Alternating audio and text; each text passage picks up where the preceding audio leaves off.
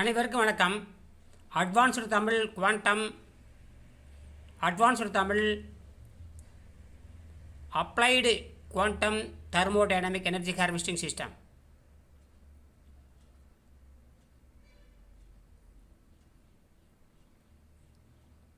Macroscopic quantum tunnelling in water.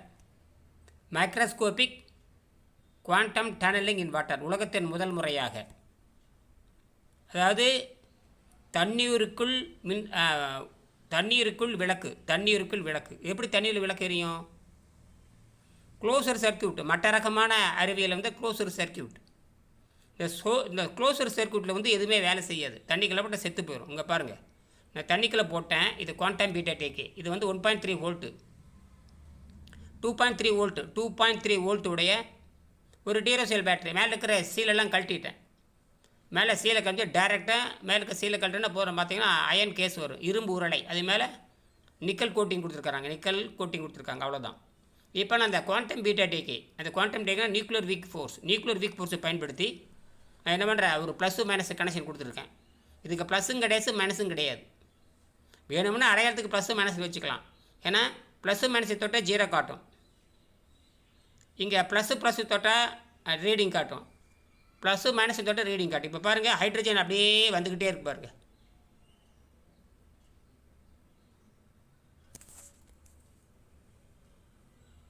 Hydrogen வந்து கொண்டே இருக்கிறது பாருங்கள். அப்போ நம்ம இந்த குவாண்டம், இந்த பீட்டா டீக்கை பயன்படுத்தி விஞ்ஞானிகள் கண்டுகொள்ளவில்லை. விஞ்ஞானிகள் கிராஃபைட்டை நியூக்ளியர் பவர் ஸ்டேஷனில் நியூட்ரானை தடை செய்வதற்கும் நியூட்ரான் வேகத்தை தடை செய்வதற்காக ப்ரிவென்ட் பண்ணுறது மாடரேட்டர், நியூட்ரான் மாடரேட்டர்னு சொல்லுவாங்க. அதாவது நியூட்ரானுடைய வேகத்தை கட்டுப்படுத்தி வச்சுக்கிறது. இல்லை நியூட்ரான் வெளியே வந்ததுன்னா நியூக்ளியர் பவர் ஸ்டேஷன் வெடித்து செதறிடும். இதை இன்றைக்கும் 1964 முதல் அமெரிக்காவில் சிக்காகோங்கிற இடத்துல அணுமின் நிலையம் கட்டுறாங்க. அப்போ அந்த நியூக்ளியர் ஸ்ட்ராங் ஃபோர்ஸை பயன்படுத்த முடியாது. அது பயங்கரமாக ஆபத்தானது. அதை தடுப்பதற்காக நியூட்ரானை கிராஃபைட்டை வச்சு நியூட்ரானை கண்டுபிடித்தாங்க. அது பேர் neutron moderator by graphite support, graphite pillar, graphite blocks வச்சு பயன்படுத்துகிறாங்க. கிராஃபைட் கட்டுமானத்தை வைத்துக்கொண்டு அந்த நியூட்ரானை வைத்து புரோட்டானை புழக்கின்ற பொழுது நியூட்ரான் பயங்கரமாக வெளியே வருது. அதை கட்டுப்படுத்துவதற்காக இதை பயன்படுத்தினார்கள். ஆனால் ஒன்றை கவனிக்க தவறிவிட்டார்கள். அதே விஞ்ஞானிகள் தான் 1974 வாக்கில் 4 வகையான ஆற்றலை பிரித்தார்கள். நியூட்டன் கண்டுபிடித்த ஒரு விதி, அப்புறம் அணுக்கொரு நடிந்த விசை ஒரு விதி, அப்புறம் இப்படிலாம் கண்டுபிடிச்சாங்க. அதை 4 விசை கண்டுபிடிச்சாங்க. அணுக்கரு வன்மை விசை, அணுக்கரு மென் விசை, ஈர்ப்பு விசை, மின்காந்த விசை. ஆனால் இதில் கண்டுகொள்ளாமல் விட்டது கிராஃபைட் கண்டுகொள்ளாமல் விட்டுட்டாங்க. இப்போ தமிழர்கள் அதுக்கு ஆராய்ச்சி பண்ணி கண்டுபிடிச்சாச்சு. இப்போது நான் அந்த நியூக்ளியர் வீக் ஃபோர்ஸை பயன்படுத்தி நான் தண்ணிக்குள்ளேருந்து ஹைட்ரஜன் எடுக்க முடியும், தண்ணிக்குள்ளேருந்து ஆக்சிஜன் எடுக்க முடியும், தண்ணிக்குள்ளேருந்து வெளிச்சத்தை எடுக்க முடியும், தண்ணியில் மின்சாரம் கொண்டு போகலாம். தண்ணிக்குள் மின்கம்பியின் மூலமாக தடையற்ற மின்சாரத்தை எடுத்துகிட்டு போகலாம். ஏன்னா எந்த தடையும் இல்லை. இதில் எலக்ட்ரானுக்கு இங்கே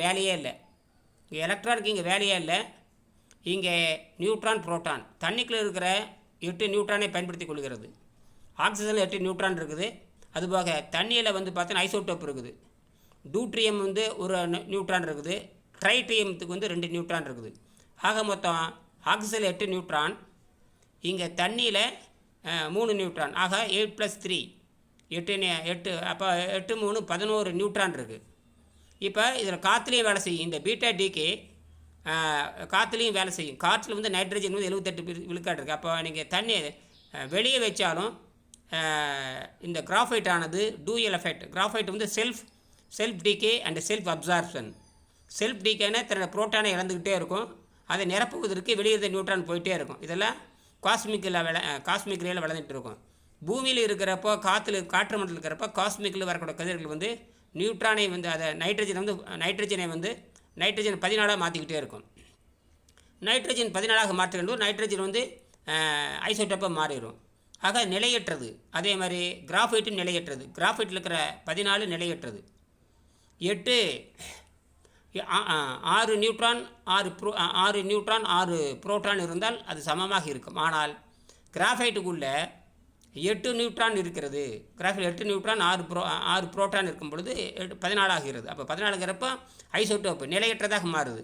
இதுதான் இயற்கை கொடுத்த வரப்பிரசாதம். இயற்கை மனிதன் சாகக்கூடாது என்பதற்காகவும் இயற்கை மனிதன் விண்வெளிக்கு சென்றாலும் வாழ வேண்டும் என்பதற்கு இயற்கை கொடுத்தது. அதை பிடிச்சிக்கிட்டேன். அப்போ விஞ்ஞானிகள் செய்ய தவறியதை தமிழர்கள் கண்டு கொண்டார்கள். தமிழர்களுக்கு அறிவு அதிகங்கிறது இதுதான் காரணம். பாருங்கள் எப்படி பயங்கரமாக மின்சாரம் வருது. எல்லாம் ஓப்பனாக இருக்குது பாருங்கள். எல்லாம் இங்கே எல்லாம் ஓப்பன் கம்பி. இங்கே இந்த கம்பியில் இந்த நோ ஸ்லீவ்லெஸ் காப்பர் ஒயர். அப்புறம் வேறு குப்புன்னு வருது பாருங்கள். என்ன அழகாக வருது பாருங்கள். இனிமேலாவது இந்த வெள்ளைக்காரன் நம்பி நாசமாக போகக்கூடாது இல்லையா? ஒவ்வொரு குழந்தையும் தாய்மொழியில் எல்லையும் மொழிபெயர்த்துக்கலாம். பாருங்கள் எல்லா இடத்துலையும் காப்பர் கம்பி எங்கெங்கே சுற்றி இருக்க அங்கெல்லாம் ஹைட்ரஜன் ஆக்சைடு வந்துகிட்டே இருக்குது பாருங்கள். மின்சாரம் எரிஞ்சிக்கிட்டே இருக்குது. எங்கெங்கே காப்பர் கம்பி இருக்குதோ அங்கெல்லாம் பாருங்கள். காப்பர் கம்பி அதாவது ஸ்லீவ்லெஸ் காப்பர் ஒயர் அப்படியே பிரிஞ்சிட்டு வருது பாருங்கள். ஹைட்ரஜன் வருது, ஆக்சிஜன் வருது. ரெண்டு லீட் இருக்குது பாருங்கள். வந்துக்கிட்டே இருக்குது. மம்மாரியே வருது பாருங்கள். யாராவது நம்ப முடியுதா உங்களால்? இதுதான் இயற்கையின் ரகசியம். இதுதான் இயற்கை ரகசியம். அதனால் வெள்ளைக்காரன் என்ன பண்ணுறான்னா, யார் இயற்கை ரகசியத்தை கண்டுபிடிக்கிறான்னு அவனை கடவுள்னு சொல்கிறான். பிரிட்டிஷ்காரன் உலகத்தை அடிமைப்படுத்துகிறான். ஆனால் அவன் நாட்டு விஞ்ஞானிகளை கடவுளுங்கிறான். எவன் இயற்கை உண்மைகளை கண்டுபிடித்து கொடுக்குறானோ அவனுக்கு என்ன பண்ணுறான்னு கேட்டிங்கன்னா, அரசருக்கு சமமாக அதுக்கு பார்த்திங்கன்னா பக்கிங்காம் அரண்மனை இருக்குது. அங்கே மன்னர்களெல்லாம் அடக்கம் பண்ணுவாங்க. ஆனால் வெஸ்ட்மினிஸ்டர் ஆபே பார்த்தீங்கன்னா அங்கே ஒரு பெரிய சர்ச் இருக்குது. அங்கே பார்த்தீங்கன்னா நியூட்டன் அங்கே அடக்கம் பண்ணாங்க. அப்புறம் ஸ்டீஃபன் ஹாக்கின்ஸ் அங்கே அடக்கம் பண்ணாங்க. இந்த மாதிரியெல்லாம் அவங்க நிறைய விஞ்ஞானிகள் அடக்கம் பண்ணாங்க. ஏன்னா அவங்க இயற்கையின் ரகசியத்தை கண்டுபிடித்து கொடுத்தனால் அவர்கள் கடவுள் என்று மதிக்கப்பட வேண்டும் என்பதற்காக இந்த வெஸ்ட்மினிஸ்டர் ஆஃப் பே என்கிற இடத்துல அந்த விஞ்ஞானிகள் அடக்கம் பண்ணாங்க. ஆனால் நம்ம நாட்டில் விஞ்ஞானிகளுக்கு மதிப்பு இல்லை. அதுதான் ஜிடி நாயுடு மதிக்காதது தான் இந்த காங்கிரஸ் எப்பவுமே அறிவாளிகளை மதிக்காது. இப்போ இருக்கிற மத்திய அரசாங்கம் அறிவாளிகள் மதிக்காது. அறிவாளிகள் விழித்து கொள்ளக்கூடாது. அறிவாளிகளால் இந்த நாடு நடத்தப்படக்கூடாதுங்கிறது காங்கிரஸுடைய கொள்கை இல்லையா? ஆகினால தான் ஜிடி நாயுடுக்கு தண்டனை விதித்தது. அதே போலத்தான் இஸ்ரோ விஞ்ஞானிகளுக்கு கடுமையான தண்டனை கொடுக்கப்படுகின்றன. அவர்களை கேவலப்படுத்துகிறார்கள். தனியார் மையம் வர வேண்டும். ஆனால் அவர்களை புதுசாக கண்டுபிடிக்க வேண்டும். அவர்கள் பணம் நியாயமாக சம்பாதிக்கலாமே தவிர வெறும் பணம் சம்பாதிக்கிறதுக்காகவே அவர்கள் விண்வெளியை பயன்படுத்தக்கூடாது. அவர்கள் புதிதாக கண்டுபிடிக்க வேண்டும். அல்ஃபா சென்ட்ரி வரைக்கும் மக்கள் செல்ல வேண்டும். செவ்வாயில் இருக்கிற தனிமத்தை எடுக்க வேண்டும். நிலாவில் இருக்கிற தனிமத்தை எடுக்க வேண்டும். மற்ற கோள்கள் இருக்கிற அஸ்டீராய்டு பெல்ட்டில் இருக்கிற தனிமங்களை எடுத்து மக்களுக்கு கொடுக்க வேண்டும். அதற்காகத்தான் தனியாருக்கு அனுமதி வழங்க வேண்டும். இஸ்ரோவை தனியாக பார்த்து இஸ்ரோவுக்கு இருக்கிற மக்களுக்கு ரொம்ப தூரத்தில் சென்று எடுக்கிற மாதிரி அவங்களுக்கு கொடுக்குவார். அப்போ ரெண்டாக பிரிக்கணும். இவங்களுக்கு ஒரு குறிப்பிட்ட அளவு, யாருக்கு குறிப்பிட்ட அளவுக்கு, தனியார் மையத்துக்கு குறிப்பிட்ட அளவு கொடுத்து விட்டு சுயமாக சிந்திக்க விட வேண்டும் இஸ்ரோ விஞ்ஞானிகளை. அப்பொழுது அவர்களுக்கெல்லாம் மாதம் குறைஞ்சபட்சம் 1 கோடி ரூபாய் சம்பளம் கொடுக்க வேண்டும். இல்லை என்றால் அமெரிக்கக்காரனும் எல்லாம் கொத்திட்டு போயிடுவாங்க. ஆகினா அமெரிக்கக்காரன் எப்போயுமே எல்லாத்துக்கும் அறிவாளிகளுக்கு மதிப்பு கொடுக்குறான். அமெரிக்காவில் அறிவாளிகளே இல்லைன்னு தெரிஞ்சு போச்சு. பெரும்பாலும் இஸ்ரோவில் இருக்கிறவங்க பெரும்பாலும் தென்னிந்தியாவை சேர்ந்தது அதிகமாக தமிழர்களும் அதிகமாக கேரள மக்களும் இருப்பார்கள். அப்போ அறிவாளிகள் எங்கேருந்து போடுங்க? தென்னாடுடைய சிவனே போட்டுக்கணும். தென்னாட்டில் தான் அறிவு அதிகம். வடநாட்டில் எவனுக்கு அறிவு இருக்க அப்புறம் சோத்து மட்டமும் பூரா மாட்டு மூத்திரம் கொடுக்குறவனுக்கு அறிவு இருக்காது. மாட்டு மூத்திரம், மாட்டுப்பால், மாட்டுப்பாலையும் மாட்டுக்கறி, அப்புறம் மாட்டு மூத்திரத்தை திங்கிறவனுக்கு மாட்டுப்பால் மாட்டு மூத்திரத்தை குடிக்கிறவனுக்கு எப்படி அறிவு இருக்கும்? புரியுதுங்களா? அதெல்லாம் புரிஞ்சுக்குங்க. அதனால் இதெல்லாம் நீங்கள் வேறு இந்த பாலிடிக்ஸ் பண்ணுறது நடக்காது. ஆக அறிவாளிகளை மதிக்க வேண்டும். இங்கே ஹைட்ரஜன் ஆக்சிஜன் பிரிந்து கொண்டு இருக்கிறது. எக்கச்சக்கமாக வந்துக்கிட்டே இருக்குது பாருங்கள். இதை ஓப்பன் சர்க்யூட்னு பேர். ஓப்பன் சர்க்யூட் இருக்கனால தான் நான் ஸ்லீவ்லெஸ் காப்பர் ஒயர் போட்டிருக்கேன். அப்போ அது ஓப்பனாக இருக்குது. எதுவும் வெடிக்கலை, சிந்திக்கலை. இது பார்த்து கிராஃபைட்டில் வெளியே எடுத்தோம்னா நைட்ரஜன் சப்போர்ட் பண்ணும். உள்ளே வச்சிட்டோம்னா உள்ளே தண்ணிக்குள்ளே மூழ்கடிச்சோம்னா தண்ணிக்குள்ளே ஆக்சிஜனில் இருக்கிற நைட்ரஜனும் ஆக்சிஜனில் இருக்கிற நியூட்ரானும் தண்ணிக்குள்ளே இருக்கிற டியூட்ரியம் ட்ரைட்ரியம் அந்த நியூட்ரானும் இதுக்கு சப்போர்ட் பண்ணும். இதை நம்ம கண்டுபிடிச்சது. ஆக விஞ்ஞானிகள் கவனிக்க தவறியதை இனியனாகிய நான் கவனித்தேன். இதை நாம் பெருசாக செய்ய முடியும். 1000 ரூபா செலவில் நாம் பெருசாக செய்ய முடியும்.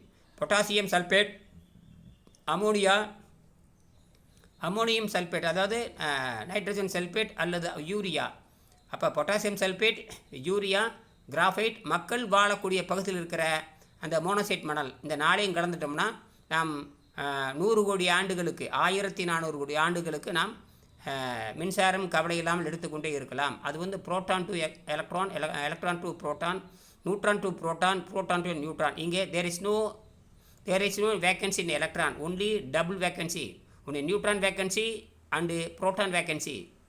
தேர் இஸ் நோ எலக்ட்ரான் வேக்கன்சி. ஏன்னா எலக்ட்ரானுக்கு ஆற்றலே கிடையாது, அது பாதுகாக்க கொடுக்கும், அது ஆபத்தானது. இங்கே புரோட்டான் அண்டு நியூட்ரான் எக்ஸ்சேஞ்ச், இதுதான் விஞ்ஞானிகள் தவறியது. விஞ்ஞானிகள் வெறும் பாடத்திட்டத்தை நம்பி வீணாக போயிட்டுருக்காங்க. சொந்த மொழியே கிடையாது, காப்பி அடிக்கிற மூளை தான்.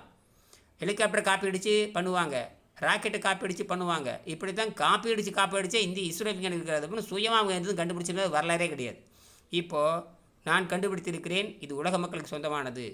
இயற்கை தான் மனிதனை கண்டுபிடிக்க வைக்கிறது. நான் தாய்மொழியில் சிந்திக்கின்றவன், பகுத்தறிவில் சிந்திக்கின்றவன், சுய சிந்தனையாளன்.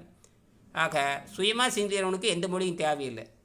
ஆனால் உலகத்தில் இனிமையானது தாய்மொழி. தாய்மொழியில் தான் அனைத்தும் சிந்திக்க சொல்கிறது. எப்பொருள் யார் யாரை கேட்பினும் அப்பொருள் மெய்ப்பொருள் காண்பதறிவு.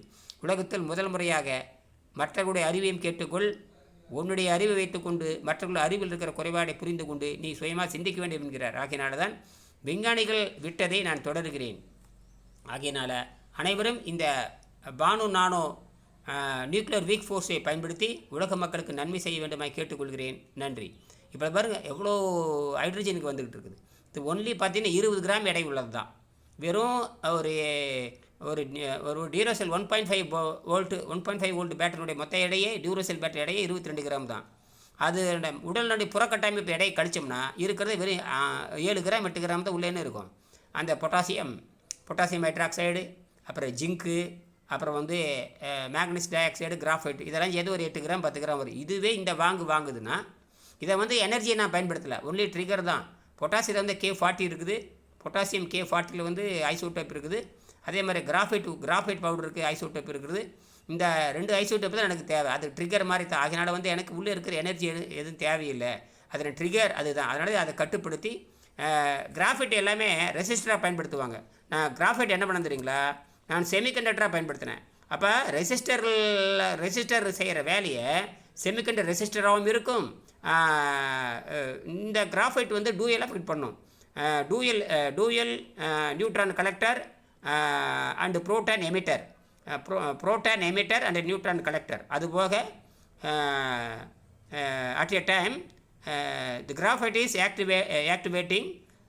ஒரே நேரத்தில் கிராஃபைட் ரெசிஸ்டராகவும் வேலை செய்யும், அதே நேரத்தில் செமிகண்டக்டராக வேலை செய்யும் என்பதை புரிந்து கொள்ள வேண்டும். இதுதான் தண்ணிக்குள் எரிகின்ற விளக்கு. உலகத்தின் முதல் முயற்சி வந்துக்கிட்டே இருக்கு. நன்றி.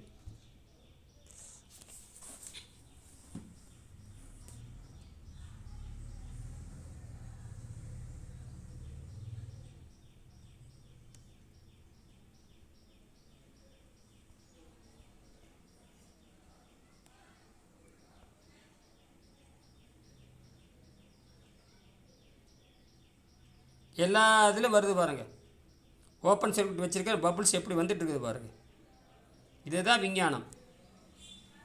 எப்படி மக்களுக்கு குழந்தைகளுக்கு சொல்லிக் கொடுத்து விட்டு போட்டு நீட்டு படி, புடலங்கா படி, ட்ரிபிளி படி, மயிரப்படி, மங்காணி படின்னு சொல்லி மக்களை ஏமாற்றி வெள்ளைக்காரன் சிஸ்டத்தை வச்சுட்டு எல்லாத்தையும் ஆப்படிச்சிட்டு இருக்கிறீங்க. உங்களுக்கு ஆப்படிக்கிறதுக்கு தான் நான் இதெல்லாம் கண்டுபிடிச்சிருக்கிறேன்.